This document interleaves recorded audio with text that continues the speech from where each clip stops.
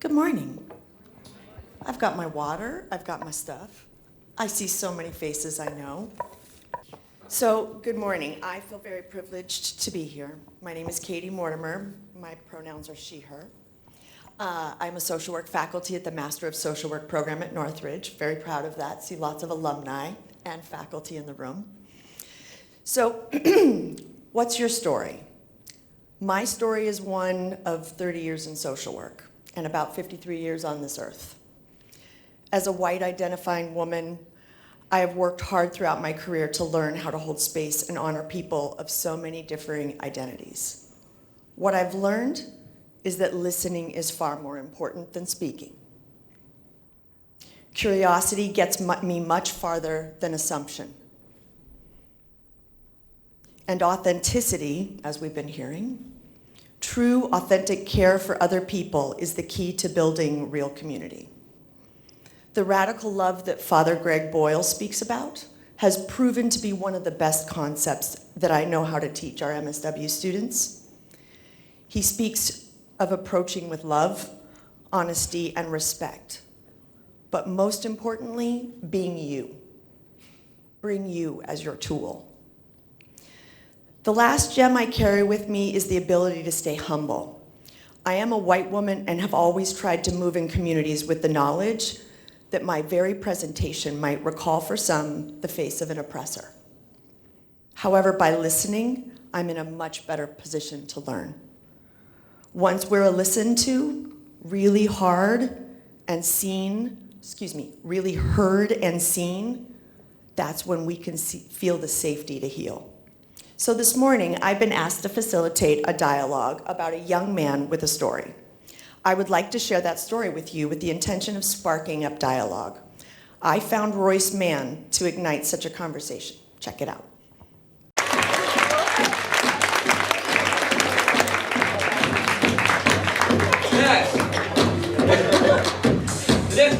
The next vote up is Royce Mann.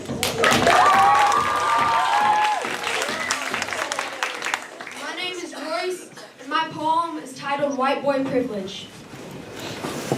Dear women, I'm sorry.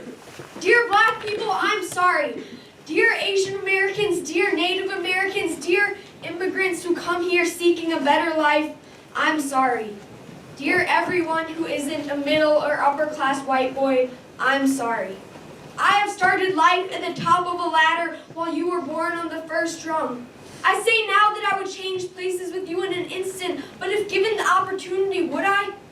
Probably not, because to be honest, being privileged is awesome.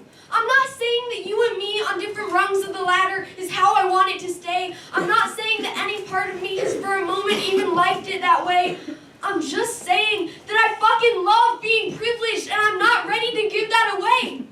I love it because I can say fucking and not one of you is attributing that to the fact that everyone with my skin color has a dirty mouth. I love it because I don't have to spend an hour every morning putting on makeup to meet other people's standards. I love it because I can worry about what kind of food is on my plate instead of whether or not there will be food on my plate.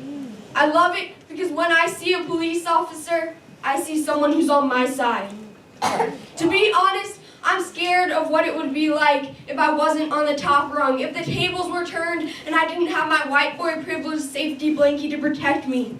If I lived a life lit by what I lack, not what I have, if I lived a life in which when I failed, the world would say, told you so. If I lived the life that you live. When I was born, I had a success story already written for me. You were given a pen and no paper. I've always felt that that's unfair, but I've never dared to speak up because I've been too scared. Well, now I realize that there's enough blankie to be shared. Everyone should have the privileges that I have. In fact, they should be rights instead. Everyone's story should be written, so all they have to do is get it read. Enough said. No, not enough said. It is embarrassing that we still live in a world in which we judge another person's character by the size of their paycheck, the color of their skin, or the type of chromosomes they have. It is embarrassing that we tell our kids that it is not their personality, but instead those same chromosomes that get to dictate what color clothes they wear and how short they must cut their hair. But most of all, it is embarrassing that we deny this, that we claim to live in an equal country in an equal world. We say that women can vote. Well, guess what? They can run a country, own a company, and throw a nasty curveball as well. We just don't give them the chance to. I know it wasn't us 8th grade white boys who created this system, but we profit from it every day. We don't notice these privileges, though, because they don't come in the form of things we gain, but rather the lack of injustices that we endure. Because of my gender, I can watch any sport on TV and feel like that could be me one day. Because of my race, I can eat at a fancy restaurant without the waitstaff expecting me to steal the silverware. Thanks to my parents' salary, I go to a school that brings my dreams closer instead of pushing them away. Dear white boys, I'm not sorry. I don't care if you think the feminists are taking over the world or the Black Lives Matter movement has gotten a little too strong, because that's bullshit. I get that change can be scary, but equality shouldn't be.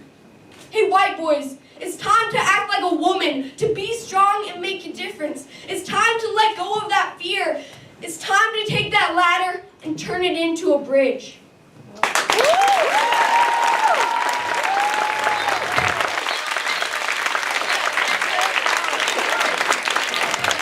Now, what we'd like to do is for you to shift yourself to your tables to be able to discuss some of what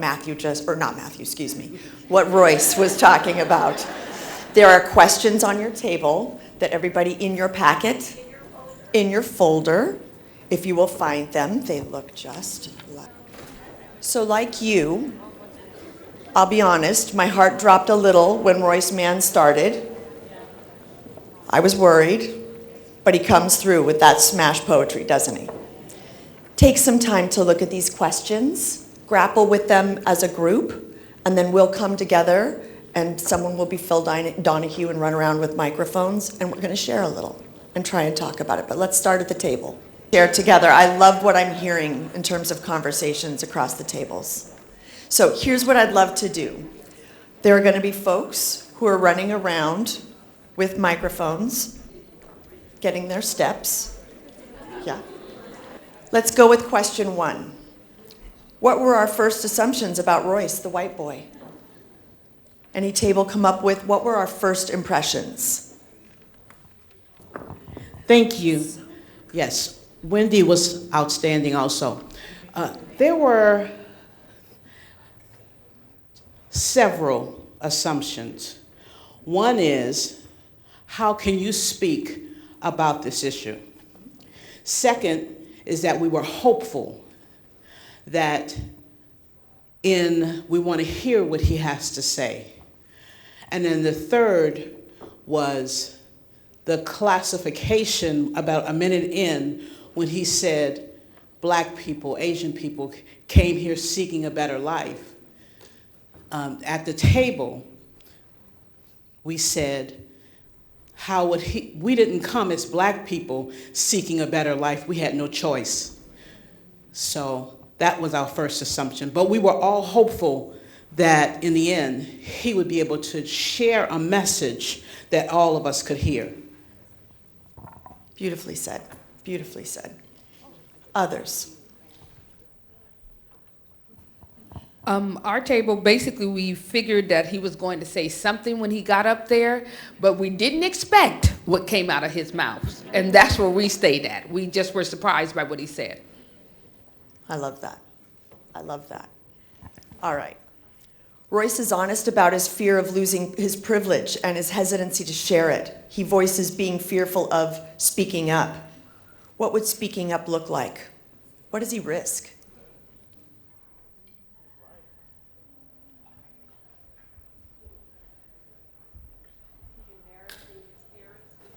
Embarrassing his parents. We said losing his friends, risk people being defensive. Ostracized, rejected, yes. Others? Right here? Bullied, yes. Is that what you had? Oh, no, I can see that. Excuse me. Is he only speaking up because he's in this room with this audience? Do I have to stand up? What happens when he doesn't have the audience? Will he speak up just the same? Please. Hi, good morning. Good morning. Our table came up also with can become alienated socially. Yes, worrying about alienation. Right here. His life. Risking it. We had a difference opinion here, and we, as some people have said, we do think that he could lose the privilege that he has. But then also, too, it was brought to our table, like, does he really lose privilege? He still has that power. He still has that privilege, even if when he walks out of that room. So, Fine point. Really important point. Right here. We had said that he risks comfort. He can risk his social status. And we were also questioning, is there a secondary gain? I love that you said that. Did you all hear? Secondary gain? Yeah. Yeah. All right. Royce hits on many intersections of identity in this poem. He identifies many groups in our communities who are more vulnerable, focusing on gender, ability, culture, ethnicity, and faith. Are there more groups of vulnerable identities that could be included in this exploration of privilege? Right here. Age. He actually talks about chromosomes as well, and we didn't list that, but yes, age is a biggie. Class. Where do you see yourself on that ladder of privilege? Discuss with your colleagues how you self-reflect about your own positionality. Please. Good morning. We discussed that depending on which groups we're in, I can be on the high part of the ladder or I can be on the low part of the ladder. It's very fluid based on the circles we're in at that time. And which identities? That's beautiful. Yes. Other tables. Okay. How do you see yourself using your own ladder or privilege to build a bridge for those on the bottom rung? And please be specific. How are we using that ladder? Did we not get to that question? I know I rushed you. But I think this is the biggest piece of today. Where is he? Good morning. How I use my privilege, How I use my privilege is to bring those after me up to me, because I am the first Black vice president at our nonprofit, and I didn't realize the impact of that. People cried, they text me, and I said, my job is more than just to do the job, but I've got to ensure that those coming behind me have a seat at the table. So that is how I use my privilege. I love that.